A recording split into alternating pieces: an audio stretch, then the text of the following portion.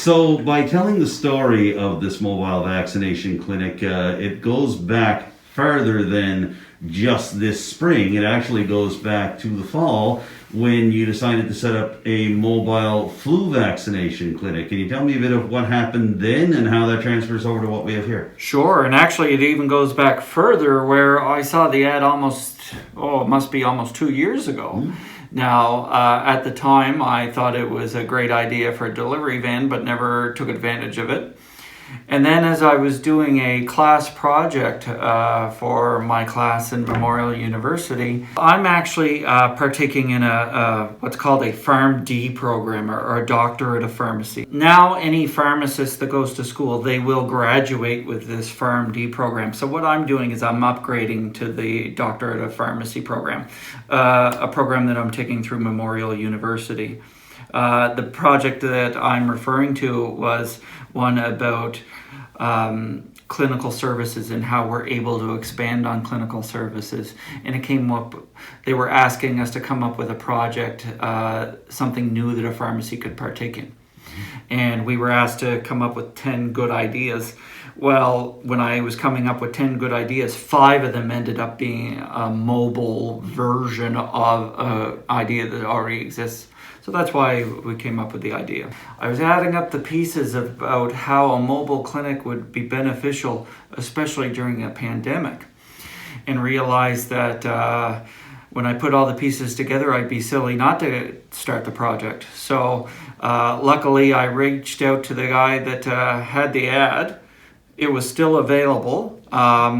We made a deal, and so October of 2020, I purchased the ambulance and converted it over a matter of a couple of weeks back to its fully functioning form.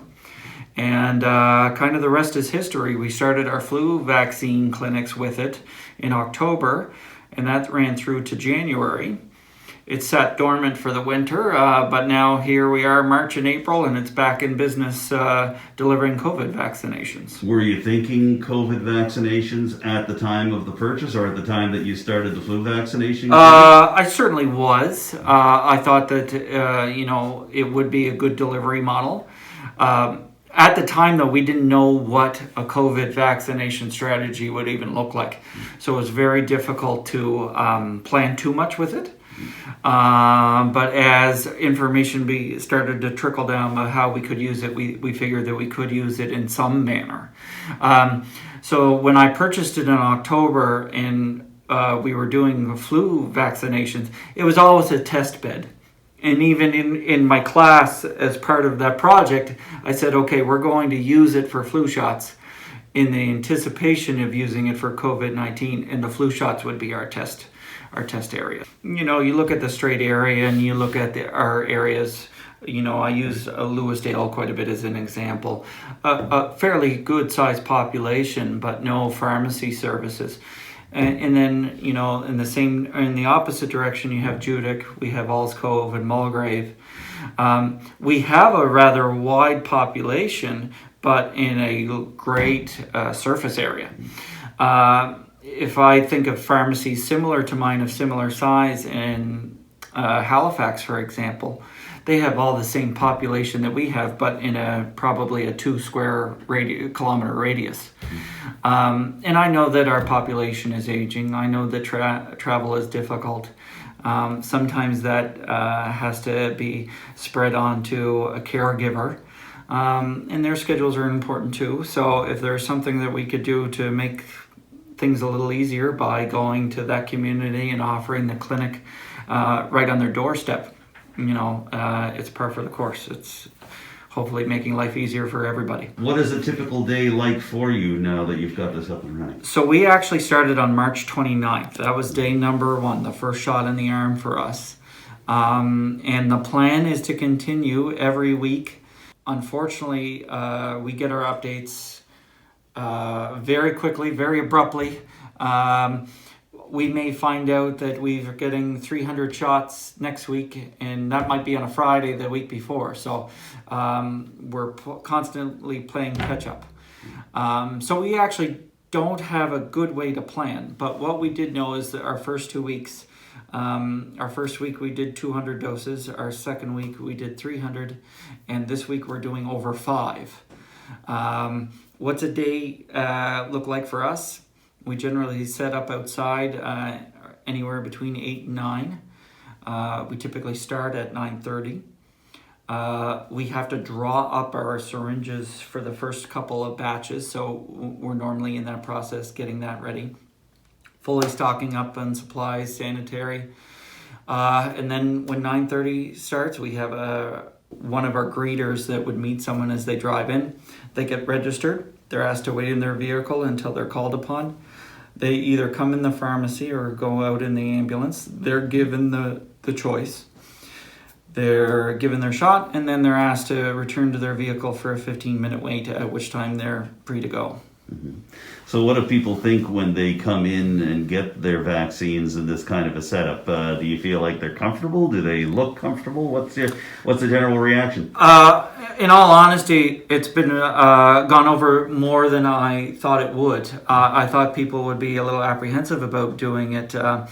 But people are welcoming it. It's very quick and easy. It's easily accessible.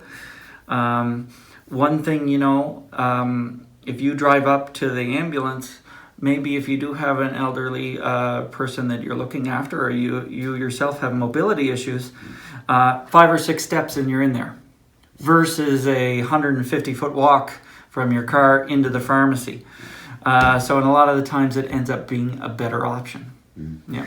Is there any intention to take this mobile vaccine clinic out of Port Hawkesbury and into the different communities? How would that work, and how do you see that working? I certainly hope we can. Right now, the mandate from public health is, of course, to do as many as possible. Mm. And that transportation aspect for us is very labor intensive. Mm. That takes 2 hours out of our day, typically, there and back, that we could be spending here administering. So right now the goal is to get, of course, as many people as quickly as possible. And the only way that we see doing that is remaining stationary. When the time comes that we get the directive from public health that we can operate some clinics off-site, we certainly will examine that option and make plans to do so. Okay. What does that look like? Well, right now the province is using a online booking site only, which is again going to make it difficult to do those kind of operations because we typically would control the booking. So we need a lot of directive as to how we will accomplish that when it happens, but we're certainly willing to work on it. Now, I'm just curious, for the sake of making it clear to our viewers and to anybody listening to this in a podcast form, mm-hmm. you folks aren't jumping the queue. You're following the rules that are set out by public health to say only people within a certain age group at a certain time can be vaccinated. Of course, yeah. Yeah, just to make that clear to anybody who's watching. Yes, no, of course. So the province is releasing cohorts, which is basically groups of people in 5-year increments. That being said, if at the end of the day we have some cancellations or we have extra doses, because we're actually able to extract a couple extra doses per day, the goal is to call someone within that age group that's been released. If we can't get somebody there in time, then it's basically whoever shows up in the door. So, but no, we certainly have a call list that we go through, age dependent. And the goal is, again, to follow the public health directive to make sure that we get the most vulnerable population first. And then we work down the chain. Sure. And just to wrap up, just to make it clear to folks as well, too, is it a sort of situation where you folks would be reaching out to the people on that call list? Would people contact yourself or the folks here at the Medicine Shoppe to set up an appointment? How would it work? Well, preferably we're asking people to book themselves, either the toll-free number or online. As you can imagine, we are stressed to the max with what we're doing, trying to get these shots in. Booking appointments online is something that we can't really take the responsibility for. Now, that being said, we know that there are a number of people in the populations that are listed that may not have access to a computer, may not have a caregiver or a loved one that can do it for them either. And we're taking those on a case-by-case basis. And if we find that someone can't book online, we are helping them because simply the toll-free number is overrun right now. 2 to 3 hour waits. So if we can help somebody out that way, we will. And then the hope is that once all the bookings are done, if we do have, again, some cancellations, in the case of a cancellation, we do manually have to book that ourselves. That we can't send that out to the public, so we'll do that ourselves. Okay. I know that it's something that everybody wants and everybody's eager to get it. We are at the will of the system right now with our online booking, and it's not going sometimes as we had planned or how we hope, but sites will open. When you arrive, please arrive early. Please wear a t-shirt. You'd be surprised how many people have to strip in order to get to an arm. And again, just exercise patience with us. If we can't book you online, I apologize.